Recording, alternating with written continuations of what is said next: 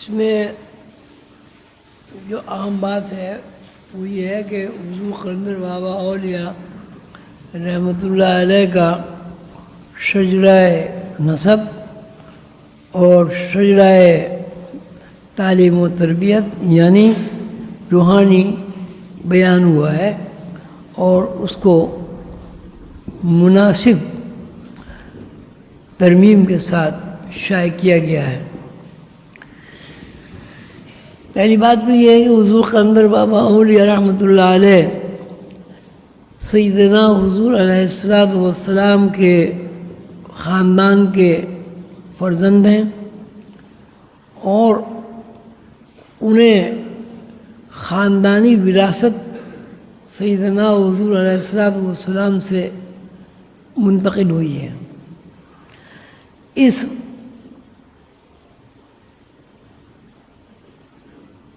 حقیقت کے پیش نظر یہ بات سمجھ میں آتی ہے کہ آدمی کے اندر طرز فکر، طرز تعلیم، طرز تفہیم اور طرز تفکر خاندان سے منتقل ہوتا ہے، اور اس کی مثال حضرت ابراہیم علیہ السلام، حضرت اسماعیل علیہ السلام، حضرت اسحاق علیہ السلام اور حضرت عیسیٰ علیہ السلام اور آخری نبی سیدنا حضور علیہ السلام ہے۔ جتنے پیغمبر علیہ السلام کا تذکرہ قرآن پاک میں ہوا ہے وہ تقریباً کتنے 26 ہیں، وہ 26 پیغمبر ہیں، تقریباً نہیں 26 پیغمبر ہیں، اور اس میں ایک پیغمبر جو 27ویں ہیں وہ خاندان نبوت محمد صلی اللہ علیہ وسلم سے ان کا شجرہ نہیں ملتا، باقی سارے پیغمبر علیہ السلام حضرت ابراہیم کی اولاد ہیں۔ یہ بڑی اہم اور فکر طلب بات ہے کہ قرآن پاک میں جتنے پیغمبران کرام علیہ السلام کا تذکرہ ہوا ہے وہ حضرت ابراہیم علیہ السلام کی اولاد ہیں۔ یہ ہم سب جانتے ہیں کہ والدین سے اولاد کو ورثہ منتقل ہوتا ہے۔ اس کی ایک مثال مادری زبان بھی ہے، اس کی ایک مثال خاندانی ماحول بھی ہے، اور اس کا مشاہدہ ہم اس بات سے بھی کر سکتے ہیں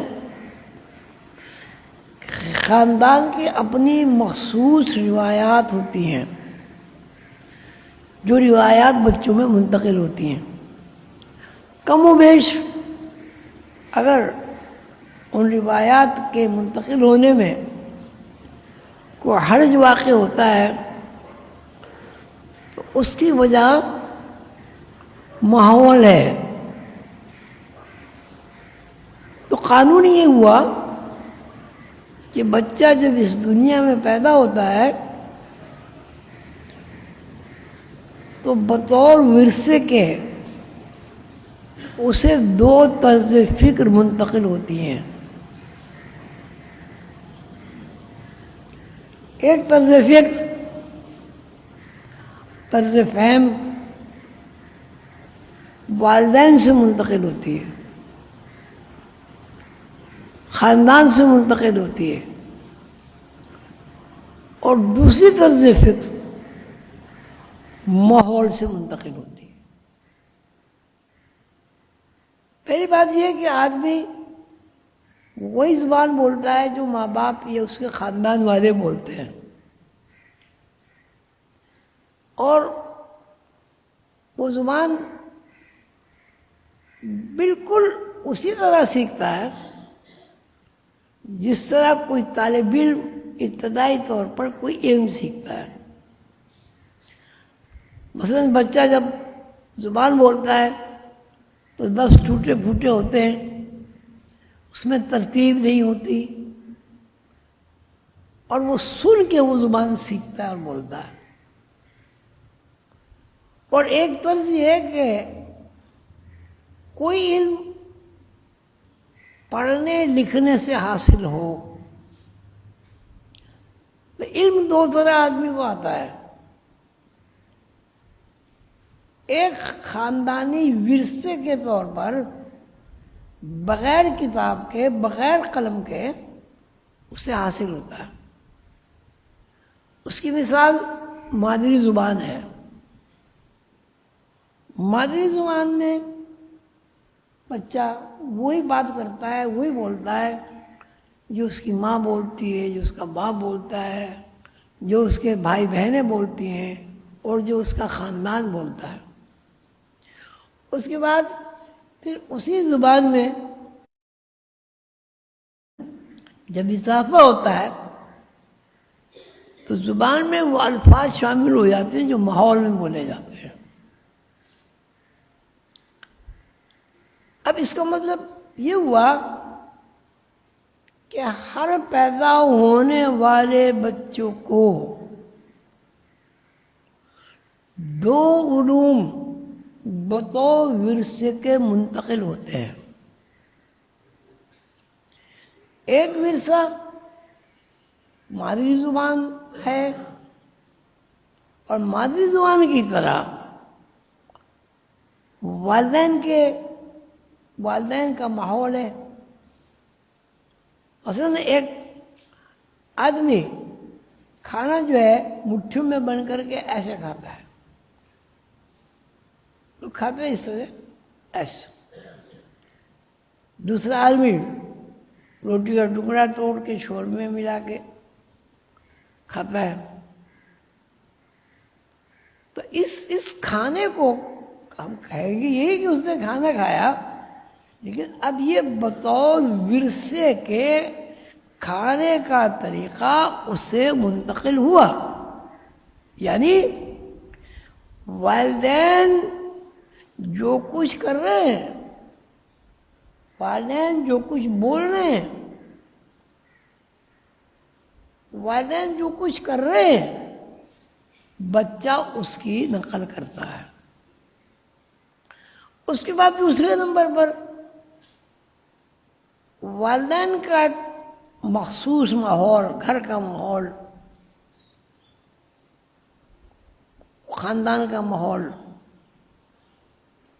میں وہ رہتے ہوئے اس ماحول سے باہر قدم رکھتا ہے۔ مثلاً اسکول جاتا ہے، مثلاً بچوں میں کھیلتا ہے، اس میں جو باہر کا، گھر سے باہر کا جو ماحول ہے، بچہ وہ بھی قبول کرتا ہے۔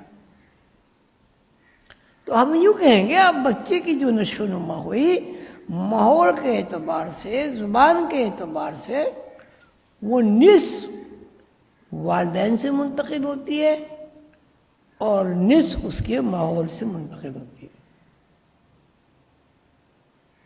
اگر معاشرے میں ایسے بچوں سے اس کا واسطہ پڑے، یا ایسے بچوں میں وہ کھیلے کودے جن میں گالم گلوچ زیادہ ہے، بدتمیزی زیادہ ہے، لڑائی بڑائی زیادہ ہے،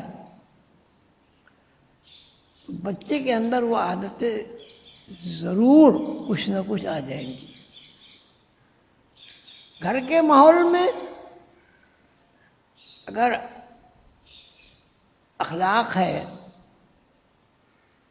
اچھے خیالات ہیں، اچھی زبان ہے، اچھی گفتگو ہے، بزرگوں کا ادب ہے، چھوٹوں کے ساتھ شفقت ہے، تو بچوں کو سکھانا نہیں پڑتا، وہ از خود اسے آ جاتی ہے۔ البتہ چونکہ ماحول کے زیر اثر بچے کے اندر کچھ باتیں ایسی بھی آ جاتی ہیں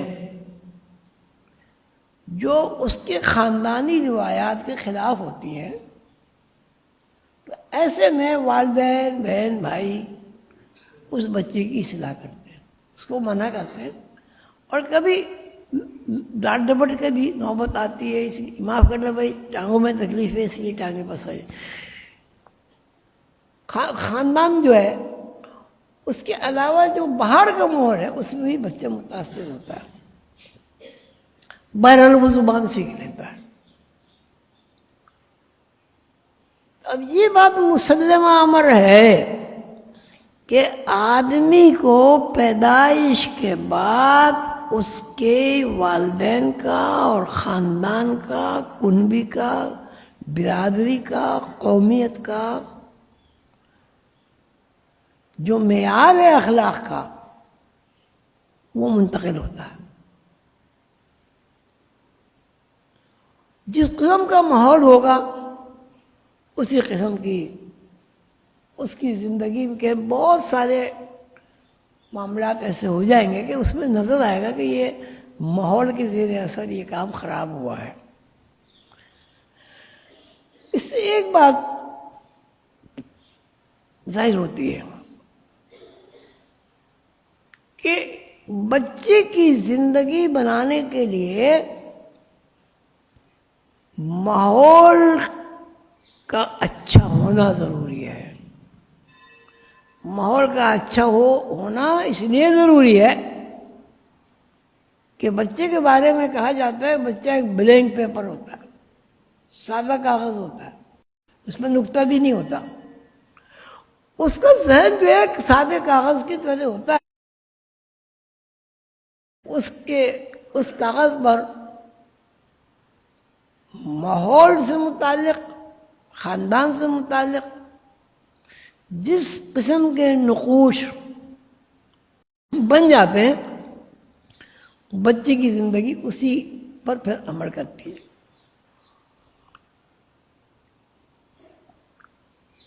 یہ تمیز ساری میں نے اس لیے بیان کی کہ قرآن پاک میں مجھے تو اللہ تعالیٰ نے فرمایا زمین کے ہر چپے پر ابل پیغمبر بھیجا ہے. قرآن پاک میں جن پیغمبروں کا ذکر ہے وہ حضرت ابراہیم علیہ السلام کی اولاد ہیں، حضرت اسماعیل علیہ السلام کی اولاد ہیں اور حضرت اسحاق علیہ السلام کی اولاد ہیں. اس سے آپ لوگوں کو اندازہ ہونا چاہیے کہ طرز فکر بطور ورثے کے منتقل ہوتی ہے. اس لیے نے بھی عرض کیا کہ ایک گھر میں گالم گلوچ ہوتی ہے، کچھ خاندان ایسے ہوتے ہیں ان کے یہاں فیشن کے طور پر گالیاں دی جاتی ہیں، انہیں بچے بھی گالیاں دیتے ہیں. ایسے بھی خاندان ہیں جو گالی کو معیوب سمجھتے ہیں، جو سمجھنا چاہیے. اگر بچہ گالی دیتا بھی ہے تو اس کے جو وارث ہیں، بڑے ہیں، بزرگ ہیں، وہ اس بات کی کوشش کرتے ہیں کہ بچہ گالی نہ دے اور آہستہ آہستہ اس کی تربیت ہو جاتی ہے. اب اس کا خلاصہ یہ ہوا کہ دنیا میں جو بھی کچھ ہو رہا ہے کسی بھی اعتبار سے ہو رہا ہو وہ بطور ورثے کے منتقل ہو رہا ہے. یہی وجہ ہے کہ انگریز کا بچہ انگریزی بولتا ہے، اردو اسپیکنگ کا بچہ اردو بولتا ہے، انگریز کے بچہ انگریزوں کی طرح کھانا کھاتا ہے، ہندوستانی بچہ اپنے والدین کی طرح کھانا کھاتا ہے. لباس کے بارے میں بھی یہی ہے کہ ہم لوگ وہی لباس پہنتے ہیں، وہی لباس پہننا پسند کرتے ہیں جو ہمارے والدین پہنتے ہیں، ہمارے بڑے پہنتے ہیں. ہر جگہ کا یہی ہے. تو اب بات کیا ہوئی کہ یہاں دنیا میں جو بھی کچھ منتقل ہو رہا ہے، جو بھی، وہ بطور ورثے کے منتقل ہو رہا ہے. والدین کا ورثہ، کنبہ برادری کا ورثہ، ماحول کا ورثہ، اور اس ورثے کے اوپر آدمی کی زندگی کی تعمیر ہوتی ہے. اب میں نے دو کیٹیگری بیان کی ہیں آپ کو. ایک ماحول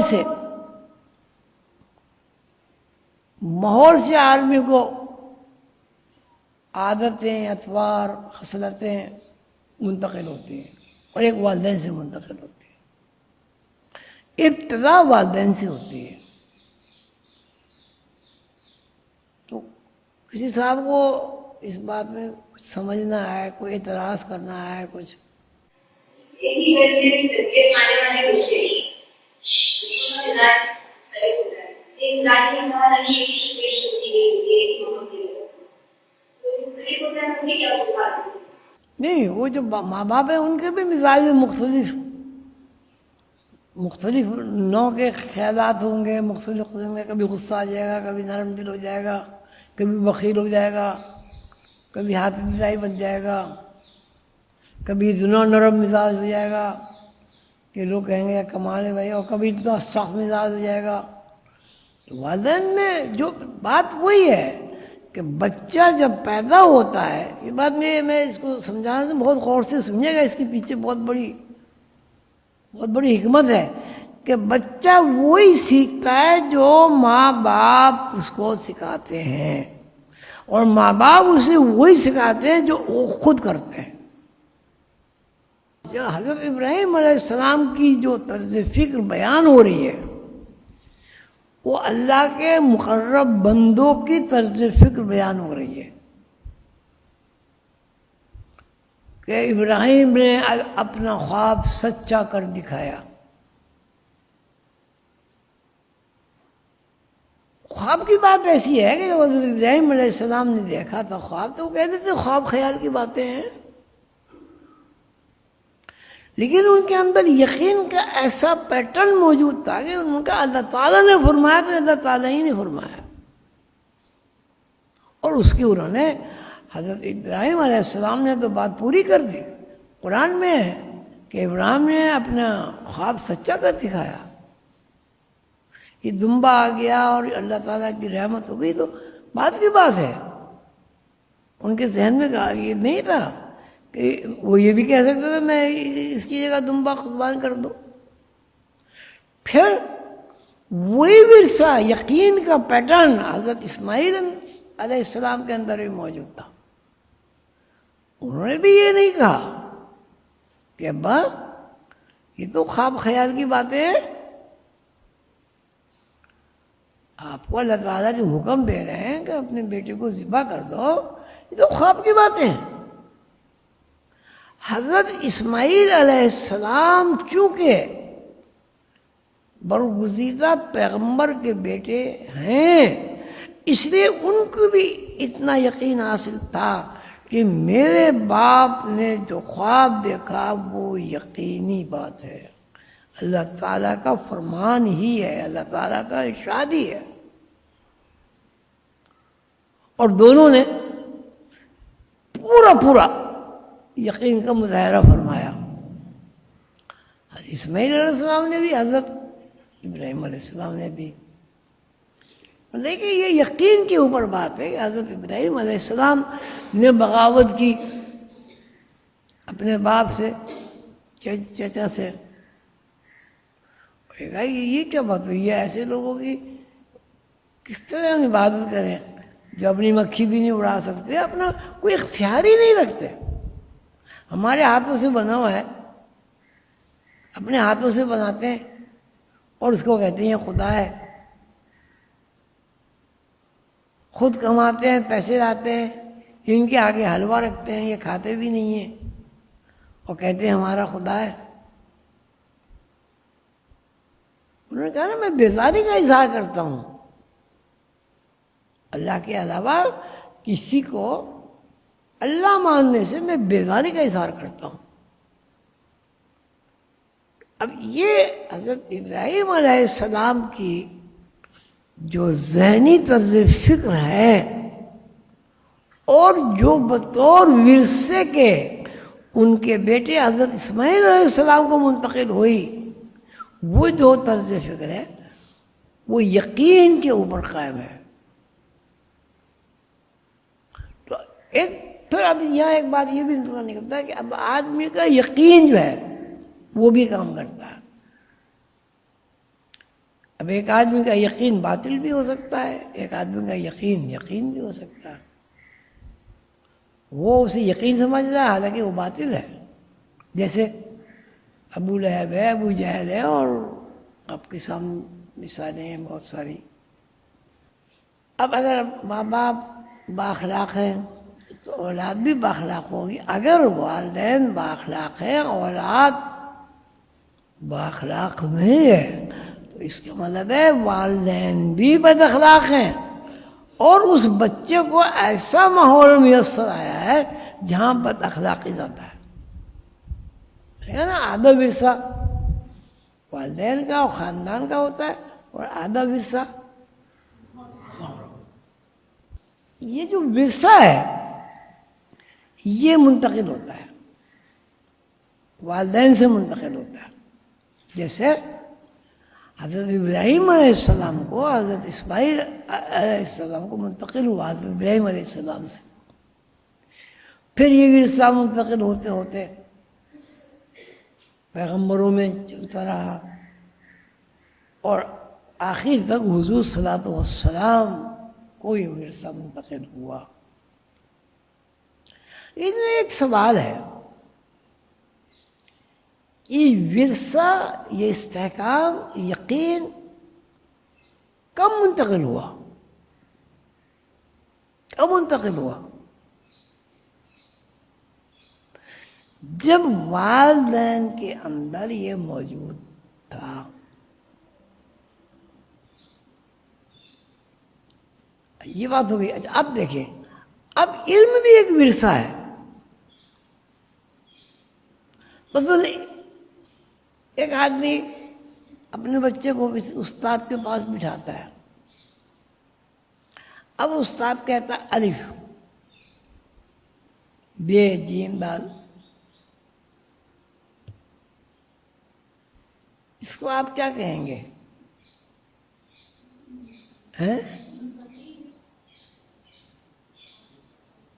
اس عمل کا کیا نام رکھیں گے؟ ورثہ ہے. اب یہاں پہ دوسرا قانون یہ بنا، ورثے کے اوپر بلا چون و چرا یقین کرنا پڑے گا. اگر اس میں چون چرا آ گئی، کیوں، کیسے، کس طرح، کب، تو وہ ورثہ نہیں رہے گا، اور نہ وہ ورثہ منتقل ہوگا.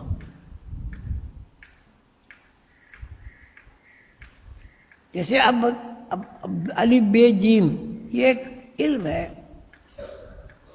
جو ابھی تک استاد کے پاس ہے، لیکن اس علم کو استاد کے پاس طلباء کا، طالبات کا ورثہ سمجھا جائے گا. جب استاد کہتا ہے الف بے جیم دال اور شاگرد اس کو قبول کرتا ہے، تو وہ علم اسے منتقل ہوتا ہے، یعنی استاد کا ورثہ منتقل ہوا. ٹھیک ہے؟ استاد کا ورثہ شاگرد کو کب منتقل ہوتا؟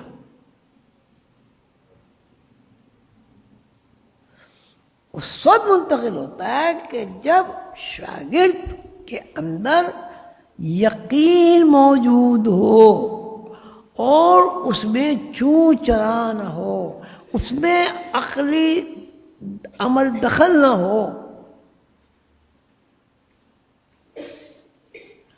اگر دیکھنا عقلی بات تو یہ، میں کہتا ہوں الف، آپ کہتے ہیں الف کیوں جی؟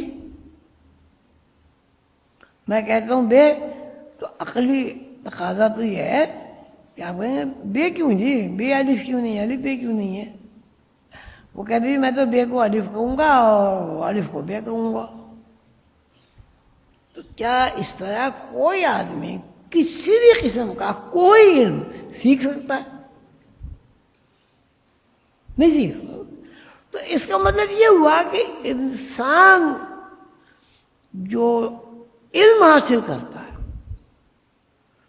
وہ ایک ایسا ورثہ ہے کہ جس کو بے چون و چرا قبول کرنا پڑتا ہے.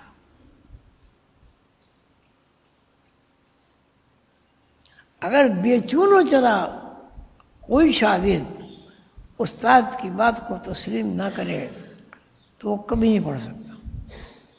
یا پڑھ سکتا ہے؟ وہ پہلی اسٹیج پہ کہہ سکتا ہے کہ الف کیوں، بے کیوں؟ اس کا استاد کے پاس کیا جواب ہے؟ کیا آپ بچے کو ثابت کر سکتے ہیں کہ الف الف ہے، بے بے ہے؟ جتنا آپ ثابت کریں گے بچہ الجھتا چلا جائے گا.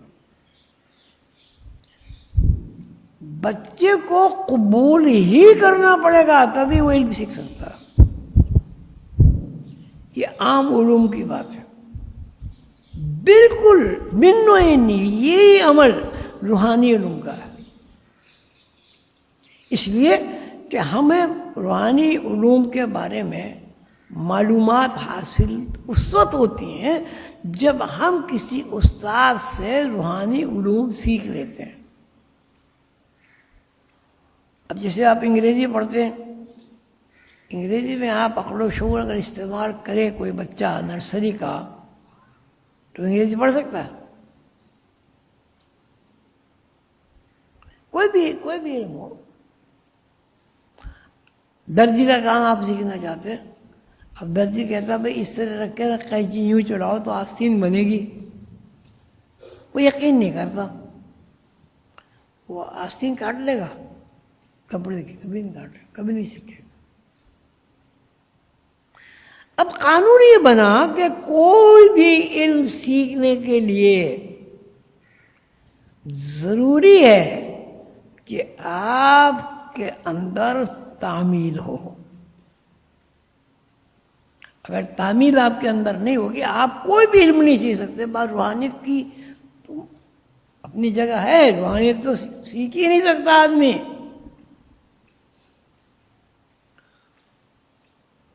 والراسخون فی العلم یقولون آمنا به کل من عند ربنا. اللہ تعالیٰ نے قرآن پاک میں فرمایا کہ جن لوگوں کو الہی علوم حاصل ہوتے ہیں وہ علم میں مستحکم، مضبوط اور باشعور ہوتے ہیں. یقولون، وہ کہتے ہیں، یقولون آمنا بھی، ہم اس بات پر ایمان ہے ہمارا، ہم اس بات پر یقین رکھتے ہیں کل من عند ربنا، کہ یہاں ہر چیز من جانب اللہ ہے. ہر چیز کل من عند ربنا، ہر چیز من جانب اللہ. اچھائی برائی یہ وہ. فمن یعمل مثقال ذرۃ خیرا یرہ ومن یعمل مثقال ذرۃ شرا یرہ. شر بھی اللہ کے طرف سے، خیر بھی اللہ کی طرف سے ہے. ہر آدمی کے اندر شر کو بھی تولا جاتا ہے، ہر آدمی کے اندر خیر کو بھی تولا جاتا ہے. لیکن پھر ایک اور علم ہے، وہ علم یہ ہے کہ اللہ تعالیٰ یہ فرماتے ہیں کہ شر میرے لیے ناپسندیدہ ہے، خیر میرے لیے پسندیدہ ہے. لیکن شر اللہ تعالیٰ کے لیے ناپسندیدہ ہونے کا مطلب یہ نہیں ہے کہ شر کہیں اور سے آ گیا ہے. وہ شیطان کی طرف سے آیا، لیکن شیطان کو پیدا تو اللہ نے کیا. اب اس شیطان کے طرز فکر کو، طرز ذہن کو، طرز تکلم کو، طرز تعلیم کو، طرز تفہیم کو اللہ نے رد کر دیا. کیوں؟ کہ اس میں گستاخی تھی، بے ادبی تھی، تعمیل حکم نہیں تھی. آپ کو معلوم ہے شیطان نے کیا کہا؟ شیطان سے جب اللہ تعالیٰ نے پوچھا کہ تجھے جرأت یہ کیسے ہوئی، تو نے ہماری نافرمانی کیسے کی، کیوں کی؟ شیطان نے کہا قال فبما اغویتنی لاقعدن لهم صراطک المستقیم. آپ نے مجھے گمراہ کر لیا، آپ نے مجھے کڈنیپ کر لیا، آپ نے مجھے صراط مستقیم سے بھٹکا دیا، اور آپ مجھ سے پوچھیں یہ میں نے کیوں کیا؟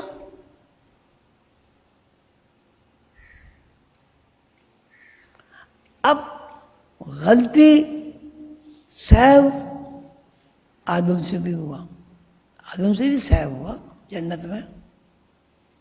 اللہ تعالیٰ نے فرمایا کہ اس درخت کے قریب نہیں جانا۔ بہرحال آدم کے اندر کمزوریاں تھیں، نافرمانی ہو گئی، سہون۔ اب اللہ تعالیٰ نے ان سے بھی آدم سے بھی پوچھا کہ تم نے ایسا کیوں کیا، ہم نے تمہیں منع کیا۔ لیکن دونوں چیزوں کو بہت جانچیے، پڑتال کیجیے۔ آدم علیہ السلام نے کہا ربنا ظلمنا انفسنا وَإِن لَّمْ تَغْفِرْ لَنَا وَتَرْحَمْنَا لَنَكُونَنَّ مِنَ الْخَاسِرِينَ، اے میرے رب میں نے اپنے اوپر ظلم کیا، اگر آپ نے میری مغفرت نہیں فرمائی تو میں سراسر نقصان میں چلا جاؤں گا، میرا تو کوئی ٹھکانہ ہی نہیں ہے، میں نے تو بہت ہی زیادہ گھاٹے اور خسارے کا سودا کر دیا، اور میں آپ سے معافی کا خواستگار ہوں۔ بھول چوک آدم علیہ السلام سے بھی ہوئی، غلطی شیطان سے بھی ہوئی، شیطان نے اپنی غلطی پر اصرار کیا، آدم علیہ السلام نے عز و انکساری کا اظہار فرمایا، اللہ تعالیٰ نے اسے معاف کر دیا، وہ اللہ کا دوست آدم بن گئے، شیطان مردود ہو گیا۔ تو اس کا مطلب یہ کہ ہر انسان کے اندر زندگی کے دو رخ ہیں یہ اللہ کی طرف سے۔ یقولون آمنا بہ کل من عند ربنا والراسخون فی العلم یقولون آمنا بہ کل من عند ربنا، جن لوگوں کو الہی علوم حاصل ہو جاتے ہیں، یقولون وہ کہتے ہیں، آمنا بھی ہم اس بات پر یقین رکھتے ہیں، کل من عند ربنا، ہر چیز، ہر عمل، ہر حرکت اللہ کی طرف سے، اللہ کے حکم کے بغیر کچھ نہیں ہوتا، لیکن اللہ نے کچھ چیزوں کو ناپسند فرمایا ہے، اس کا نام شیطنت رکھا گیا، اور کچھ اعمال کو اللہ تعالیٰ نے پسندیدہ قرار دیا، اس کے نام رحمانی طرز شکر رکھا گیا۔ تو ہر انسان کے اندر سوچنے، سمجھنے، سیکھنے، رد کرنے، قبول کرنے کی صلاحیت اللہ تعالیٰ نے موجود کی۔ اب ایک آدمی پڑھتا ہی نہیں ہے تو آپ یہ نہیں کہہ سکتے کہ اس کے اندر صلاحیت نہیں ہے علم پڑھنے کی، یہ کہہ سکتے ہیں؟ ایک آدمی پڑھتا ہے، اسکول جاتا ہے، وہ علم سیکھ لیتا ہے۔ اللہ تعالیٰ نے علم کی دو شکلیں ہمارے سامنے رکھی، ایک علم وہ ہے جو بندے کو اللہ سے قریب کرتی ہے، اور ایک علم وہ ہے جو بندے کو شیطان سے قریب کرتی ہے۔ وہ علم جو بندے کو اللہ سے قریب کرتی ہے سارے الہی علوم ہیں، قرآن کا علم ہے، حدیث کا علم ہے، صحائف کا علم ہے، اور وہ علم جو بندے کو اللہ سے دور کرتی ہے شیطنت۔ دونوں علوم ہیں، لیکن غور طلب بات یہ کہ دونوں کا تعلق قبولیت یا عدم قبولیت سے ہے۔ اگر آپ شیطانی علوم کو قبول کرتے ہیں تو شیطانی صفات آپ کے اندر پیدا ہو جائیں گی. اللہ سب کو محفوظ رکھے. اللہ تعالیٰ کے الہی علوم حاصل کرتے ہیں تو وہ صفات پیدا ہو جائیں گی جو اللہ تعالیٰ کے لیے پسندیدہ ہیں. تو انسان کے اندر اللہ تعالیٰ نے دو صلاحیتیں رکھی ہیں. من يعمل مثقال ذرة خيرا يره ومن يعمل مثقال ذرة شرا يره. شر کی صلاحیت بھی ہے آدمی کے اندر اور خیر کی صلاحیت بھی ہے آپ کے اندر. خیر کا بھی حساب کتاب ہوتا ہے اور شر کا بھی حساب کتاب ہوتا ہے. یہ دونوں چیزیں انسانی بننا ہیں. ایک عمل کو اللہ تعالیٰ ناپسند قرار دیتا ہے, ایک عمل کو اللہ تعالیٰ پسندیدہ قرار دیتا ہے. میں آپ سے ایک سوال کرتا ہوں, اگر ٹھنڈ نہ ہو تو گرم کی کیا حیثیت ہے؟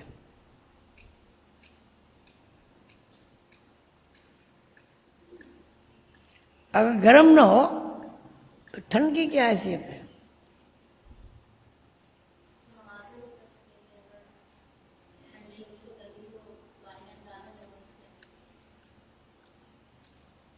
ہاں جی, ٹھنڈ کی کیا حیثیت ہے؟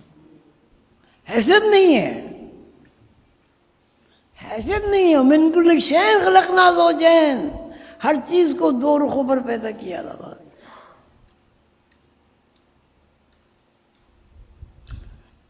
ساتھ ساتھ یہ وہ دو رخوں میں سے ایک رخ اللہ تعالیٰ کے لیے پسندیدہ ہے اور ایک رخ اللہ تعالیٰ کے لیے ناپسندیدہ ہے. جو رخ اللہ تعالیٰ کے لیے ناپسندیدہ ہے وہ شیطانی طرز عمل ہے, اور جو رخ اللہ تعالیٰ کو پسند ہے وہ رحمانی طرز فکر ہے.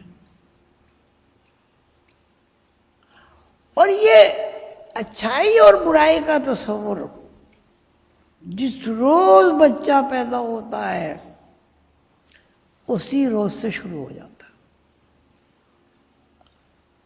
وہ کیسے شروع ہو جاتا ہے کہ ہر بری بات سے والدین منع کرتے ہیں, ہر اچھی بات کو والدین اختیار کرنے کی تاکید کرتے ہیں. اچھے کام کی تعریف کی جاتی ہے, برے کام کی برائی کی جاتی ہے. یہ بھی ایک پیٹرن بن گیا, ایک برائی کا پیٹرن بن گیا اور ایک بھلائی کا پیٹرن بن گیا. تو بھلائی کا پیٹرن اللہ تعالیٰ کے لیے پسندیدہ عمل ہے اور برائی کا پیٹرن شیطان کے لیے پسندیدہ ہے. لیکن انسان کے اندر قبولیت کرنے کی دونوں صلاحیتیں موجود ہیں.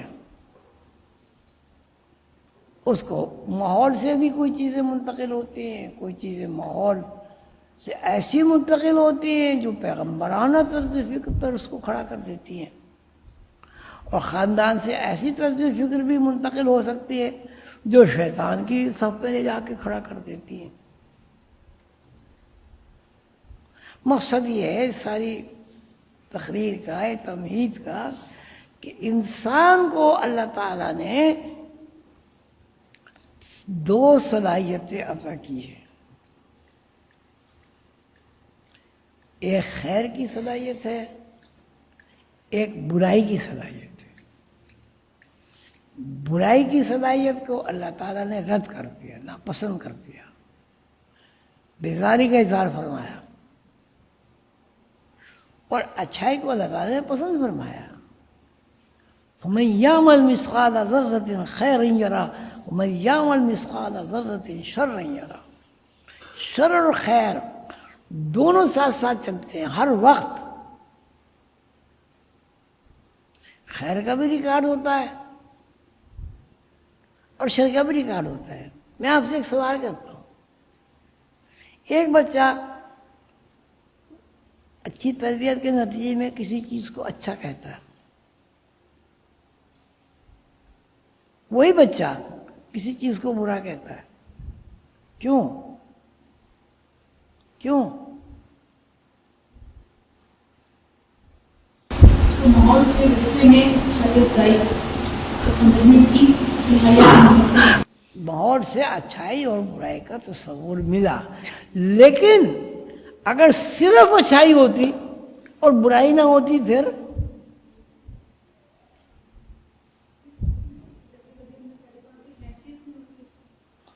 تذکرے میں نہیں آتی. یہ پہ نظام ہے من کل شیء خلقنا زوجین. ہم نے ہر چیز کو جوڑے پیدا کیا، جوڑے پیدا کیا، گرم ٹھنڈا، کڑوا میٹھا.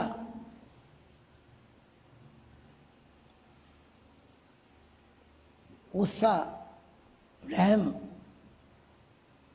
سخاوت، بخل، کینہ پروری، معافی، علم، جہالت، بھوک، پیاس، شرابی. کوئی چیز دنیا میں آپ ایسی بتائیں کہ جو ایک رخ پر پیدا ہوئی، بتائیں ایک چیز بتائیں. کوئی چیز پوری دنیا میں ایسی بتائیں جو ایک رخ پر پیدا ہوئی ہو. ہے کوئی چیز؟ ہے نہیں ہے. ومن کل شیء خلقنا زوجین. ہم نے ہر چیز کو جوڑے جوڑے بنایا. اللہ تعالیٰ قرآن پاک فرماتے ہیں لا یغادر صغیرۃ ولا کبیرۃ الا احصاها، کہ دنیا کی، دین کی چھوٹی سی چھوٹی بات اور بڑی سی بڑی بات ہم نے ریکارڈ کر دی ہے. الا احصاها، وضاحت کے ساتھ قرآن میں بیان کر دیا گیا. لا یغادر صغیرۃ، چھوٹی سی چھوٹی چیز، ولا کبیرۃ، بڑی سے بڑی چیز، الا احصاها. ہر چیز کی ایک مقداریں ہیں، ہر چیز کا ایک قانون ہے، ہر چیز کی صفات ہیں. ہر چیز میں برائی ہے، ہر چیز میں اچھائی ہے. اور یہ صرف ان کو اچھائی اور برائی اور اچھا رخ برے رخ پر ہی پیدا نہیں کیا، الا احصاها، اس کی وضاحت کر دی گئی. یہ سب چیزیں من جانب اللہ ہے. یقولون آمنا بہ کل من عند ربنا والراسخون فی العلم یقولون آمنا بہ کل من عند ربنا. جو لوگ علم میں راسخ ہو جاتے ہیں، اللہ کے علوم سیکھ لیتے ہیں، یقولون، وہ کہتے ہیں کل من عند ربنا، ہر چیز من جانب اللہ ہے. لیکن اللہ تعالیٰ نے یہ بھی فرما دیا کچھ ایک رخ ایسا ہے جس کو اللہ تعالیٰ ناپسند کرتے ہیں، ایک رخ ایسا ہوتا ہے جس کو اللہ تعالیٰ ناپسند کرتے ہیں.